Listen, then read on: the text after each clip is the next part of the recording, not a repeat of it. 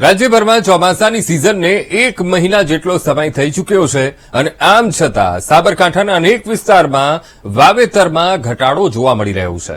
સાબરકાંઠામાં ચોમાસાની શરૂઆતના 1 મહિના બાદ પણ 12% ઓછું વાવેતર થયું છે। સાબરકાંઠામાં ગયા વર્ષે 1.79 લાખ હેક્ટરમાં વાવેતર થયું હતું, જો કે આ વર્ષે 1.67 લાખ હેક્ટરમાં ચોમાસુ પાકનું વાવેતર થયું છે। જિલ્લામાં આ વર્ષે ઓછા વાવેતરને લઈને દિવેલા અને મગફળીના પાકનું ઉત્પાદન ઘટવાની આશંકા છે। અનેક ખેડૂતોએ હજી પણ સારા વરસાદની આશાએ વાવણી ન કરતા વાવેતર ખેંચાયું છે। પણ વરસાદ હજુ 20 જૂન સુધી આવ્યો નથી। 20 જૂન પછી 1 મહિનો થઈ ગયો વરસાદને, પણ હજુ વરસાદ આવ્યો નથી જોઈએ એવો। તો આ વખતે વાવેતર છે ને એ અમે લોકોએ કર્યું નથી।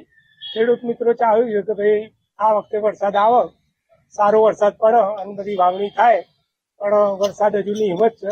થોડી ઘણી ખેતી લોકોએ કરી છે, બાકી હજુ ખેતી છે ને થઈ નથી। ઉનાળાની જે સિઝન હતી અમારી ખેતીની એમાં માવઠું થયું હતું, કમોસમી વરસાદ થયો હતો અને ખેતીની વાવણી હતી, લણણી કરવાનો સમય હતો।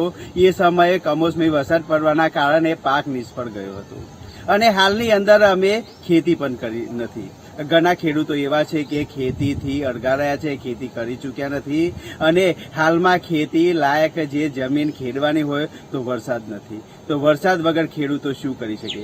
અન્ય જગ્યાએ જે વરસાદ પડી રહ્યો છે એવો જો આપણા સાબરકાંઠામાં પડે તો ખેડૂતો ખેતી કરે અને ખેતી લાયક રહે।